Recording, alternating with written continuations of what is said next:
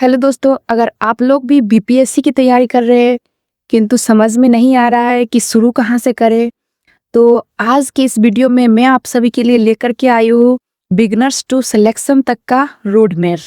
तो इंड तक बने रहिएगा, आपको जरूर कुछ सीखने को मिलेगा। तो सबसे पहले मैं आपको बता दूं कि आप जो एग्जाम की तैयारी कर रहे हैं, यानी जो बीपीएससी एग्जाम की तैयारी कर रहे हैं, तो उसका जो एग्जाम का जो सिलेबस है उसको समझे। जैसे कि आप लोग देखें, एग्जाम 3 फेज में होता है, प्रीलिम्स, मेंस, इंटरव्यू। तो आप सबसे पहले एक वेबसाइट डाउनलोड करें जिसमें आपको पूरा सिलेबस मिल जाएगा और 1-2 दिन के लिए आप उस सिलेबस को अच्छे से पढ़ें और तब जा करके आपको पूरा जो सिलेबस है उसके बारे में पता चल जाएगा। और फिर अगला आते हैं हम लोग फाउंडेशन, यानी आप बेसिक क्लियर कीजिएगा, क्योंकि ये एग्जाम ऐसा एग्जाम है जिसमें बेसिक टू एडवांस सभी लेवल का क्वेश्चन आता है। तो आपको इसके लिए बेसिक पढ़ना सबसे ज्यादा जरूरी रहेगा। तो बेसिक में क्या पढ़े? बेसिक में आपको क्लास 6 to 12 तक का जितना भी सोशल साइंस का बुक है उस सभी को पढ़ लेना है। जैसा कि आप लोगों को पता होगा, सोशल साइंस में भी 4 बुक्स है। सबसे पहला है हिस्ट्री, उसके बाद है ज्योग्राफी, उसके बाद है पॉलिटी, उसके बाद है इकोनॉमिक्स। मैं इसके डिमांड के अकॉर्डिंग इसको बताई हूँ, क्योंकि हिस्ट्री से सबसे ज्यादा क्वेश्चन पूछा जाता है, उसके बाद ज्योग्राफी से आता है, उसके बाद बात करूँ पॉलिटी तो उससे आता है, उसके बाद यहाँ पर इकोनॉमिक्स रह गया उससे आता है। तो आपको क्या करना है, ये जो इकोनॉमिक्स और पॉलिटी है इससे ज्यादा क्वेश्चन तो नहीं आता है, मगर ये भी काफी हेल्पफुल रहता है हमें मेंस की आंसर राइटिंग के लिए। तो आपको इस पर भी फोकस करना है, ठीक है। तो अब आते हैं साइंस पर, ठीक है।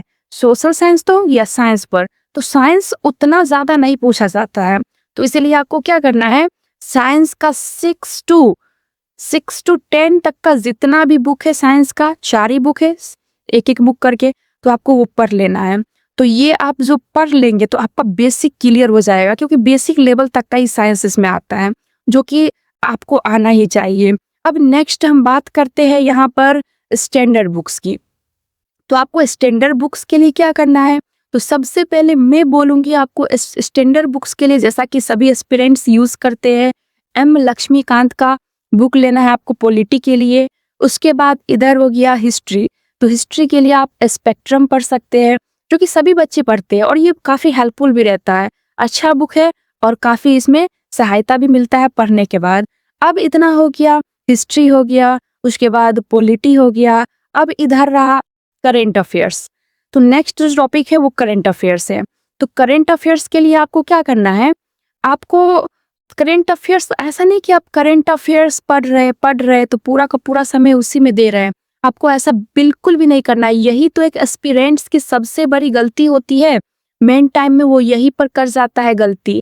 जैसा कि आप ये हो गए करंट अफेयर्स, तो करंट अफेयर्स के लिए बहुत सारे चैनल हैं, आप जैसे देख लीजिए केजीएस हो गया, ठीक है, उसके बाद उत्कर्ष हो गया, उसके बाद बीपीएस बीपीडब्ल्यू हो गया, उसके बाद भी बहुत सारा चैनल है, तो आप उसका यूज कर सकते हैं। मगर ऐसा नहीं कि आपको सिर्फ ऑनलाइन वेबसाइट्स पर ही पूरा एकदम से आपको टिके रहना है, खुद से अलग एक्स्ट्रा कुछ नहीं करना है, क्योंकि अब आप देख ही रहे हैं कि ये जो एग्जाम है इसका पैटर्न कैसे चेंज हो रहा है, चाहे वो यूपीएससी ले ले चाहे वो बीपीएससी ले ले। जैसे जैसे समय बीत रहा है टफेस्ट पेपर भी आ रहा है, तो इसके लिए आपको जो एग्जाम की जो प्रिपरेशंस कर रहे हैं उसमें कुछ चेंजिंग लानी होगी। तो मैं आपको बता दूं, आप क्या कीजिएगा इसके लिए, करंट अफेयर्स के लिए, तो 30 to 45 मिनट डेली आप उसको समय दीजिएगा। तो उसमें आप एक ऐसा वेबसाइट चूज कर लीजिए जिससे माध्यम से आप उसमें भी देख ले, और दूसरा आप गूगल से कुछ भी ऐसा वेबसाइट आप डाउनलोड कर ले जिससे आप बिहार स्पेशल के लिए पढ़ सके। क्योंकि आप देखेंगे जितना भी ये जो चैनल सब है, चाहे वो पीडब्ल्यू हो गया, चाहे वो खान ग्लोबल स्टडी हो गया, ठीक है, तो इस सभी में क्या होता है, आपको पढ़ाया तो जाता है लेकिन कुछ न कुछ पोर्शंस ऐसा होता है जो आपको लगता है कि हम मिस कर रहे हैं। तो ऐसे पोर्शंस को कवर करने के लिए आपको कुछ एक्स्ट्रा करना पड़ेगा। तो उसके लिए आप जाइए, गूगल पे जाइए, आप वेबसाइट डाउनलोड कीजिए आप करेंट अफेयर्स का, और उससे आप पढ़िए। फिर देखिए आप जो करेंट अफेयर्स का जितना भी पार्ट है उसको कवर कर जाएंगे, आपसे क्वेश्चन काफी हद तक ज्यादा बनने लगेगा पहले से। तो अब नेक्स्ट बात करते हैं हम लोग MCQ प्रैक्टिस की, ठीक है, MCQ, क्योंकि आप फाउंडेशन भी अपना एग्जाम का जो पैटर्न है वो भी समझ गए हैं, बेसिक भी क्लियर हो गया, स्टैंडर्ड बुक्स भी आप यूज़ कर लिए, उसके बाद करेंट अफेयर्स भी पढ़ लिए, और उसके बाद आपको करना क्या है, इतना करने के बाद आपका खत्म थोड़ी ना होता है, तो आपको इसके बाद P/Q लगाना है, ठीक है, यानी MCQ प्रैक्टिस करना है। तो MCQ के लिए मैं आपको बताई ही थी, आर्यहंट का एक बुक आता है, P/Q आता है, जो कि आप खरीद लेंगे उसको, ठीक है।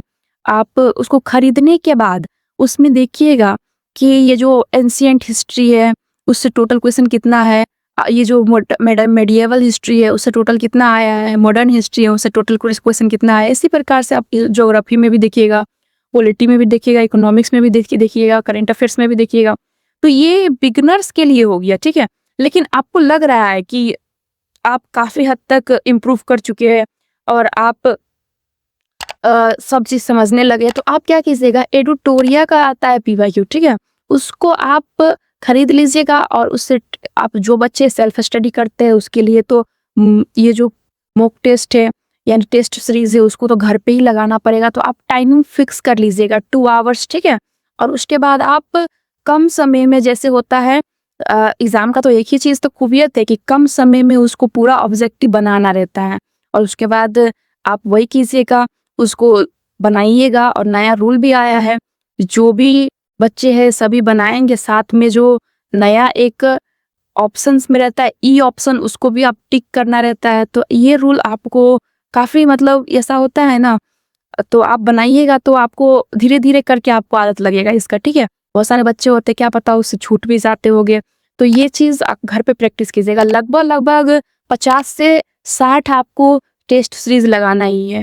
अगर आपको बहुत अच्छा देना है, बहुत अच्छा प्रदर्शन करना है तो उसके लिए आप 100, लेकिन इससे कम नहीं, 50 से 60 आपको टेस्ट सीरीज देना ही है। यानी आप इतना करिएगा तब आपका कुछ हो पाएगा। ये मैं प्रीलिम्स की स्ट्रेटेजी बता रही हूँ, प्रीलिम्स एग्जाम होने से पहले, ठीक है। और उसके बाद अगर मैं बात करूँ, आपका टेस्ट सीरीज भी हो गया, तो आपको करना क्या है, आप एग्जाम के लिए पूरा एकदम से प्रिपरेशंस कर चुके हैं, तो आपको टेंशन वगैरह कुछ भी नहीं लेना है। बस आप पिछला जो पढ़े हुए है उसको रिवाइज कीजिएगा और टेस्ट सीरीज दीजिएगा, ठीक है। तो ऐसे में क्या होगा, आपको पिछला भी याद रहेगा, टेस्ट सीरीज के माध्यम से आपको ये भी पता चलेगा कि आप कौन से क्वेश्चंस को गलत कर रहे हैं, और जिस क्वेश्चंस को आप गलत कर रहे हैं उसका एक अलग कॉपी बना के रखिए, उसको नोट कीजिए, और वो वाला पोर्शंस फिर से पढ़िए, उसको इम्प्रूव कीजिए, तब जाके कुछ होने वाला है। और अगर आपको ये जो वीडियो है, इस वीडियो के माध्यम से कुछ भी पता चलता है, यानी कुछ भी नया सीखने को मिलता है, तो आप कमेंट में बताइएगा ज़रूर, और ये भी बताइएगा कि अगला टॉपिक आपको किस पर चाहिए।